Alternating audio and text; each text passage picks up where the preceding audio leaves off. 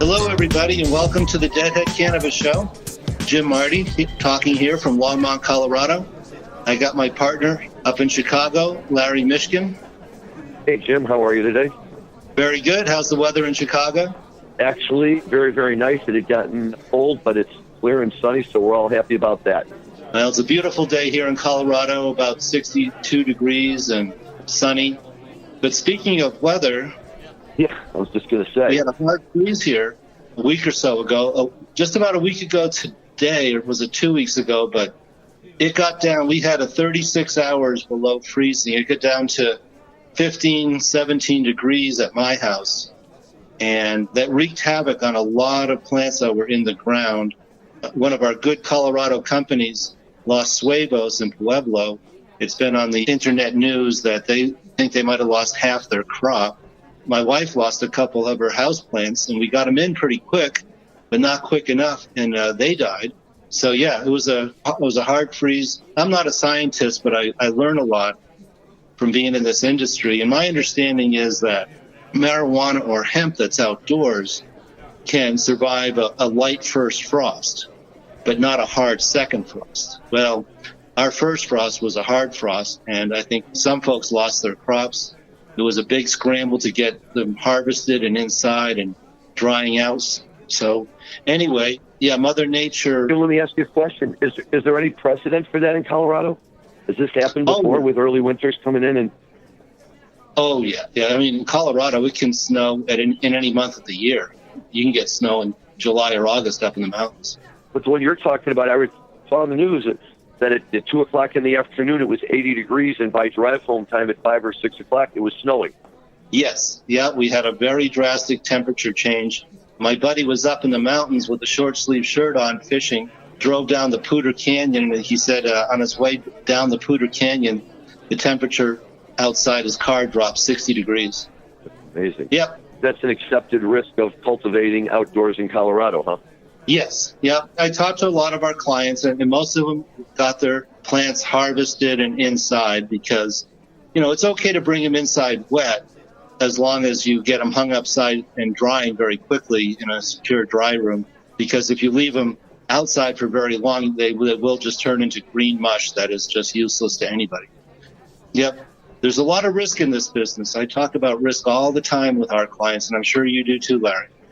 Sure. What are they saying about the impact of that on the supply and pricing? Well, like I said, I think a lot of the outdoor crop got inside okay. However, we are seeing, and this is very good news for our clients, we're seeing a very nice uptick in prices. A year ago, as the outdoor harvest came in, we were down to about $800 a pound at wholesale, $750 at wholesale. A lot of people were going under. A year later, our wholesale pounds are at $1,800 to $2,000. So over $1,000 increase, over 100% increase in price. And we're starting to see some of those bargains around Denver go away. The $75 and $99 ounces are giving way to now, if you shop around for a bargain, you can find an ounce for $150, but those are getting a little more rare too. You see an ace tick up from $20, $25. Now ace are up to $30, $35. So we're seeing some uptick in prices, which is good for the industry. You need a lot of profit margin in this industry to survive IRS Code Section 280E and other various risks that we just talked about. People call me all the time and want to talk about investing in cannabis. And I'll have to say, even my own partners here at the CPA firm, we're constantly talking about the very, very many different risks associated with this industry, starting with the fact that it's federally illegal. But then you got weather risk, you got regulatory risk, you've got real estate risk. The list goes on. Let me ask you, is that green mush that gets left behind when this happens with the weather, can they even make an extract out of that? Does it have any value at all? I don't believe so. I could be wrong. And, if you can do a quick, throw it in the freezer, they call that, there's a name for that. It'll come to me. But fast freeze or something like that, where they take it right from the field and put it into a freezer before the plant even knows it's dead. There might be some possibility for that, but that's about it. Like I said, I think you're pretty well screwed if your crop freezes. So Right. Wow. now we jump right into the cannabis. We want to talk a little bit about music, and one of my favorite artists, Les Claypool of Primus, has announced that he's getting the Oysterhead band back together, which is Trey Anastasio on lead and Les Claypool on bass, of course, and then Stewart Copeland on drums from the Police. It's such a great mashup of musicians, and I just love Stewart Copeland being a part of that. Les Claypool, he has a well-established spot in the jam band world, and Primus is certainly as good as many of them. But you think of a guy like Stewart Copeland and the Police, who certainly were the big news of their day, but it's hardly the same sound that that Trey and Primus crank out, and yet there he is. It's such a natural fit that it's really wonderful to see. Yeah, I have a great story about the first time I saw Les Claypool and Primus. They opened the first Bonnaroo, and Really? they played middle of the afternoon, bright sunshine, big crowd, just getting Bonnaroo kicked off for the very first time. This would have been June of 2002. And in through the back of the crowd comes a marching New Orleans street band, whose name right now, the Dirty Dozen Brass Band. The Dirty Dozen Brass Band comes marching through the crowd, New Orleans style, big horns blowing, tubas, trombones, the whole bit, march right up the middle of the crowd, right up onto stage, and start jamming with Primus. That's awesome. Yeah. That's great. That's a great thing. Yep, you get good stuff like that, and then here it is. And, it's just a lot of fun to see them all together and to see them up there. For Trey, it gives him a whole new set of boundaries to play with it. And as we've discussed, he's so hot right now that those are going to probably be great shows. Are any of them coming through your town? Yes, we're getting 2 shows right outside of Boulder in Broomfield, Colorado. I think we're the first show on the tour, and that'll be in February 2020. So we're looking forward to those shows. And I think the lottery might have started in the last day or so. And yeah, we plan to buy tickets right away and try to stay off the secondary market. But obviously the shows will sell out very quickly. Trey must really like Colorado because he was here doing solo just before Christmas. In the spring, late spring, he came and did his tab band at a new venue in Denver. And then, of course, we got our 3 Fish shows on Labor Day. And now he's back here again. So I don't know that it has anything to do with the fact that Colorado has legal cannabis. But Trey sure seems to like Colorado. You guys are only too happy to have him come along. No, that's great. And maybe he'll team up with his old buddy Bob Weir, who knows, who, by the way, just celebrated a birthday the other day. 72 years old, Mr. Weir. Right. I knew he was an October birthday. Very good. We're looking forward to seeing the shows in Los Angeles, December 27th and 28th of Dead & Co. So yeah, that's what you were saying. Those will be great too. But I get such a kick out of the fact that Bob Weir is 72 years old, right? And just think of him so much as kind of like the young wild child of the Grateful Dead. It's a great story how Garcia had to go ask his parents, Weir's parents, for permission to play with the band when they first started, because under California law, Bobby was too young under their employment laws and workers' laws. So they had to get his parents to agree and to sign off to let him become a permanent member of the band. Otherwise, promoters weren't letting him come into their venues to play. And now he's 72 years old, and he's going stronger than ever. I don't know if you've seen his video workout on YouTube, but boy, he does a workout that would put most of us to shame. I have not seen that. That's very interesting, because at age 63, I'm enjoying my workouts, and I always like to bring new things into it. But yes, I've heard those stories of Bob Weir. And as he described it, I think it was the Other One documentary about Bob, that he ran away and joined the circus. Right. Exactly right. And always the prankster, memorialized in the Other One, right? The Heat came by and busted me for smiling on a cloudy day, which is another great story. He dropped some water balloons out of the window on the police officers outside of the Dead's house on the Haight. Then he came outside and just sat on the curb and just had this goofy grin smiling at them. So they did a determination that he was the mad bomber of the water balloons. And they carted him off, and that's where he came up with that line for the song. Yes. The Heat came around and busted me for smiling on a cloudy day. Or was it a sunny day? Cloudy days. Anyway, yeah, he has some great stories. Have you ever looked up the net worth of like Phil and Bob? It's like over 100 million. I have not, but it's certainly not surprising. My understanding was that Bob came from a family that had some money. I don't know how accurate that is, but that was always my understanding of it. He had gone to boarding school one after another because he couldn't manage to stay in any of them without getting tossed out. But when you look at the Grateful Dead numbers, right, while Garcia was still alive, so through 95, they remained one of the top grossing live acts in the country. And the stories that I've read have been that since Garcia's death and with the advent of all the Dick's picks and Dave's picks and all the box sets that they're coming out with and everything else that they're doing, that annually they're making way, way more now than they ever did when they were in their peak touring form. And that, they're all cashing in on all of this. And so, that wouldn't surprise me at all to find out that these guys are sitting on a boatload of money every time they go into their vault and pull out another show, and it sells out right away, and they make however much money they make on that. Then they sell these $1,000 box sets, and those sell out. Yeah, and there's more to it than that. Every time a Grateful Dead song is played on the radio or the Sirius, anywhere in the world, the artist gets a few pennies or even a fraction of a few pennies.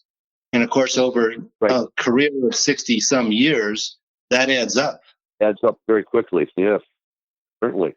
So, hey, listen, that just makes me happy to know that they're not touring because they need to, and that they're touring because it's really something that they enjoy doing. I certainly think that's pretty obvious when you see them up on stage and all the fun that they're having, and all the good stuff that's going on. And hey, let's keep the good times rolling right along. Yeah, that was what I was thinking when I saw how much my New Year's tickets were. Right. I said, do they really need to charge $160 a piece for these?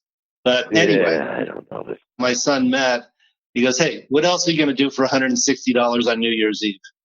Exactly right. Where on New Year's Eve, which is the greatest overhyped night of the year, how many other places would you really truly rather be than sitting in a room listening to the Grateful Dead perform live at the stroke of midnight? To me, it's the best place to be. So that'll be good for you, and you'll enjoy, and we'll hear stories about that. Oh, yeah, looking forward to that. But before we run out of time, I wanted to talk a little more about the hemp show I was at a week ago today. I want to take a quick break to thank you for listening to today's show. As the leading cannabis podcast network, we're constantly adding new cannabis podcasts to support our industry's growth. And that's why we're so excited to announce our newest podcast, The Cannabis Breakout, which premieres October 18th. The show is about the thousands of Americans who remain in prison for violating cannabis laws that have long since been overturned. The Cannabis Breakout gives cannabis political prisoners a voice. If you're a former cannabis prisoner or have a loved one who is a cannabis prisoner, we want to share your story. Please go to MJBulls.com and sign up to be a guest. Yeah, very interesting. I told some stories about it on our last podcast, but one of the very interesting things was, unlike a marijuana show, and Larry, you and I have been to dozens and dozens of marijuana shows, it's really frowned upon. You can't really sell product at a marijuana convention or conference. However, hemp, you can with hemp. Many people were selling or giving away products. I came home with a very big goodie bag. There was 400 booths there. I got to maybe less than 100, maybe 75, 80 booths. And I always introduce myself and tell them that I'm an accountant in the cannabis and hemp world. And I always say, "Hey, where are you guys from? And how long you been in business?" And I think the oldest answer to that question was 2016. Many of these companies have been formed in 2017, 18, and even 19. Sure. Very, very new companies, a very new industry. It reminds me of where the legal marijuana world was back in 2012 and 13. But very young companies, they're very excited. But I got a lot of good products. I got some Stormy Daniels smokable hemp. That's great. And I'm here to tell you, it definitely does not get you high. I tried, which was good because I'm not purely like a marijuana smoker, but legal hemp is supposed to, have the relaxation powers without, the high. And so I did sample some of that Stormy Daniels before bed, and it didn't get me high because I read my book for a little while, and I'm definitely not high. But I did sleep good that night. So, maybe there is something to this hemp seafood business. but I got all kinds of tinctures and creams and ointments. That's fantastic. And what you just mentioned, and I think that's ultimately really the key to all of this, is that people will understand that it does give you that healthful benefit without getting high. In Chicago this week, they have something called it's Chicago Ideas Week. And it started a few years back, and it's basically an opportunity for a lot of people to come in and do a lot of presentations on a bunch of different topics, think TED Talks and things like that. And so I went to a couple of them that were related to cannabis, and one of them was yesterday morning. And on the panel was former NBA player Al Harrington. And Harrington currently owns two companies. One is called Viola, which is his cannabis, his THC company, and then another one called Harrington Wellness Services or something like that, and that's his CBD company. And he's trying to explain to people, the difference between the two. And he told this story, which was an amazing story. And he went up afterwards and he said, "Feel free to tell it." So I'm telling it for Al and his grandma. And his story was that his grandma knew what he was getting into and kept saying, "Grandma, you have all these health issues. This cannabis can really help you." And his line is, she'd turn to him and say, "I'm not going to smoke any of that reefer. I don't want any of it." So finally he got back to her and said, "Well, look, Grandma, here, try this stuff. It's CBD, and this will really help you with your glaucoma. And you say you have trouble reading your books, and this will help you, but it won't get you high." No, it's cannabis. It's all the same. I'm not touching that stuff. And he said, "Well, okay, you got to do what you got to do." And he said he left some lying around, though, and he came home later that night and it wasn't there. So he went in to find his grandma to tease her a little bit if she tried it. And he went into her room, and she was sitting in her room, and she was sitting there with her back to him on the bed, crying. And he walked up to her. He said, Grandma, what's wrong?" And she said, "Nothing's wrong. I tried that CBD that you left on the first floor of the house." And he said, "Yeah." And she said, "For the first time in years, my eyes are not hurting me, and I can read my Bible. So I'm crying with tears of joy that my prayers have been answered, and I can read my Bible without it hurting my eyes." Oh, that's a great story. That's a great story. Heard that story. I was like, this is one that has to be told. So I have people in my world who are older, late 60s and 70s, little old ladies who sit there and smoke their vape pen and swear by it for their sore neck and their sore knee. I've said it before and I'll say it again. Hemp CBD is going to be 10 times or more the size of the legal cannabis industry. Walking around that conference last week, I could feel the energy, and I've just said to myself, another multi-billion-dollar industry kicking off here. It is, and I'll tell you, it's going to come online. It's going to take a little while. I was talking with you and with our producer, Dan, before the show started. Today was one of those days where you get a little victory in the big war. I have a client here in town who 2 weeks ago called me to let me know that 2 packages of CBD products that had been sent to him so that he could sell here in his store in Chicago had been sent to him from Washington State, had been confiscated by UPS at their distribution place here in Chicago, and it was ultimately confiscated by the Chicago Police Department. And I spent the better part of 2 weeks on the phone with an officer from the Chicago Police Department and with an attorney from his legal department, sending them over all of the information on the 2018 Farm Bill. This is all legal. They called me back to say, "Sorry, counselor, you haven't been straight with us. We tested it, and it tested positive for THC. Of course it does, because it's industrial hemp, so it can have 0.3%. Called me back with one other question. Apparently they did some more testing, and they called me yesterday, Jim, and they said, "Drive on down here. You can have the package." And I said, "Really?" Drove down there today. The only thing they were concerned about was it was a 40-pound package. Would I be able to carry it out to my car? I said, "If you guys are giving it to me, we'll find a way to get it out to the car." So, the good news is we were able to get the product back for the client. The unfortunate part, as the client was quick to point out, was, he did get his entire product back, but it cost him, another $2,000 in legal fees by the time we got done with everything to get it for him, which is true. And the only thing I could say in response to that is I've got people who pay a lot more than that to try to get product back, and they're not successful. So, right, when you get anything back these days from the law enforcement, it's almost a tacit admission by them that, oops, they made a mistake. Although I will say I'm not here to bust the Chicago police. They were very professional about it and worked with me, and we were able to get it resolved. No, that's great. Great stories. So, it was good news all the way around. Happy about that. Well, tell us more about what's going on in Chicago and Illinois, because we're literally weeks away from the first legal adult use joint being sold. Well, you're right, and it's fascinating. There's been a lot of conferences. In fact, there's a big, huge conference tomorrow sponsored by the Chicago Reader I'm going to be doing a presentation at that about what to expect in 2020 with respect to cannabis law and what's going on. It's going to be huge, but it's going to have problems. And the problems are going to be that we're just not going to have enough dispensaries on day one. The medical dispensaries are out there currently doing the things that they need to do to get their dual-use license for their current existing medical dispensary and their plus one additional dispensary. But the last time I checked, only about 10 of those licenses had been issued right now. So that's not a whole lot. I suspect between now and January 1, maybe we'll get another 20 or 30 who will get their act together and get it done. That's not going to be a whole lot of dispensaries for a state of this size when we get to that point. Part of the problem that some of these people have been having is that they're currently operating medical dispensaries in communities that have now voted to opt out of the adult use program.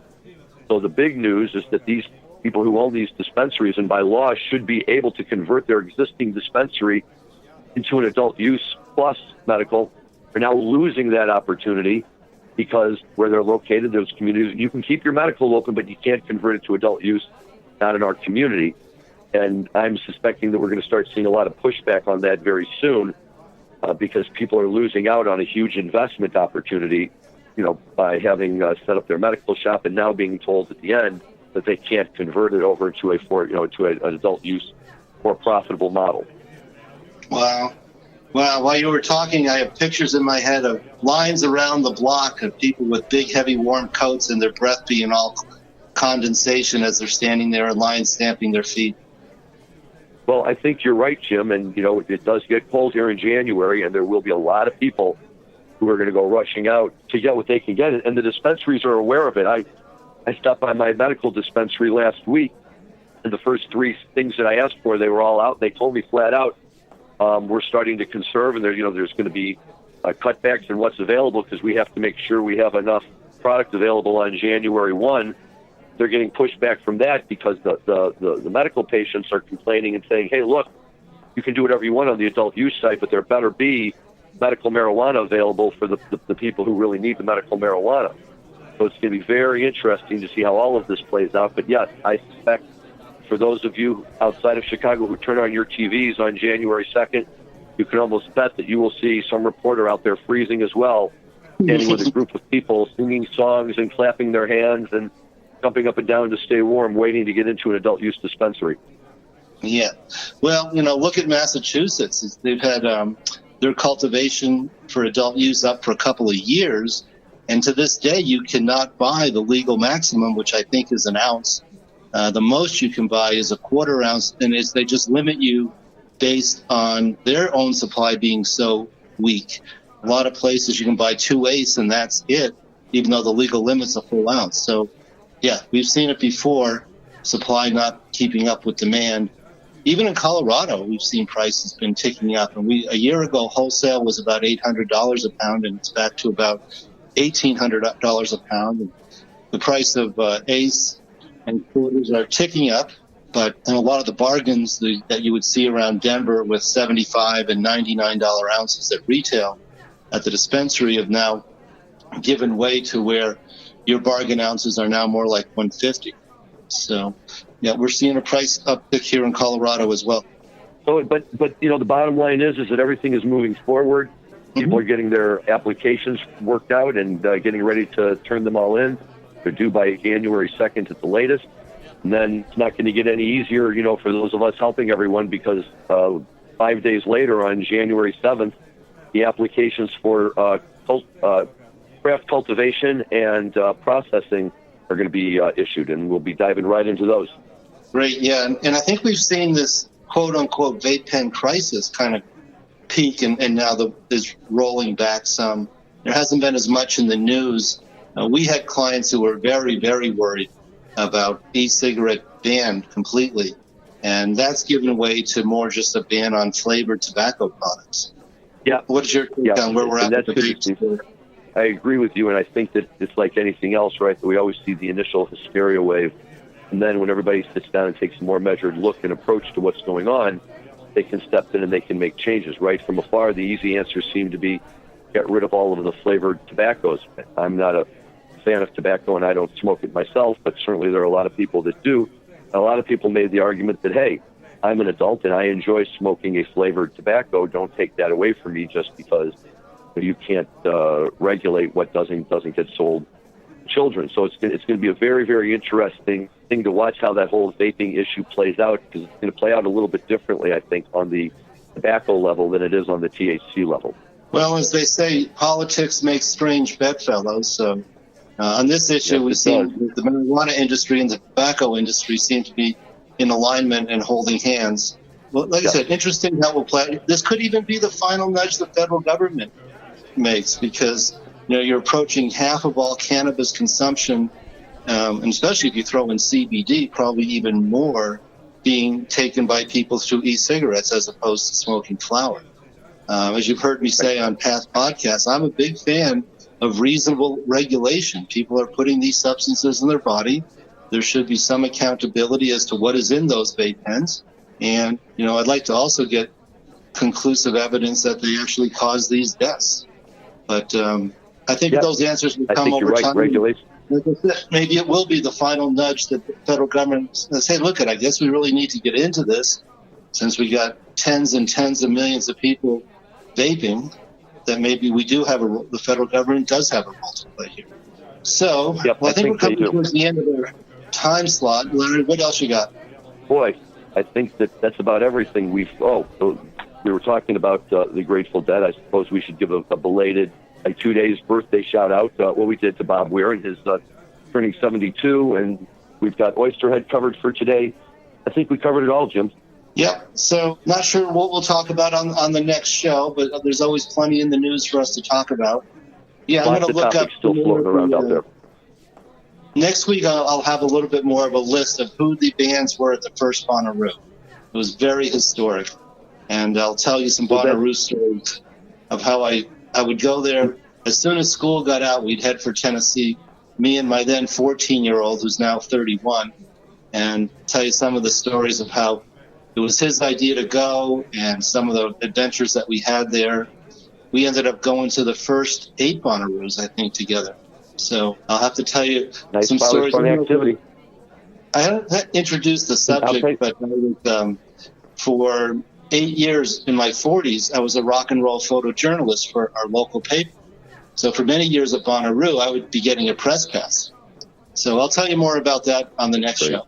And the other thing that I'd like to throw out there for our listeners to think about is, I know that you and I have been talking off to the side about some possible changes or expansion of the IRS and their use of Section 280E. So if you're up for it, I'd like to dive into that in the next show as well. Yep. And for me in my world, that's not really big news. We're up to our eyeballs in all kinds of audits, not just federal, but state and local.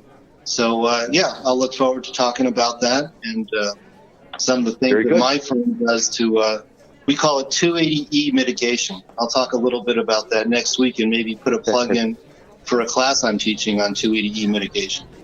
Excellent. Very good. Well, pleasure as always, Jim. Enjoy your weekend and have fun in Denver. All right. You too. Look forward to seeing you soon. You got it. Thanks, everybody.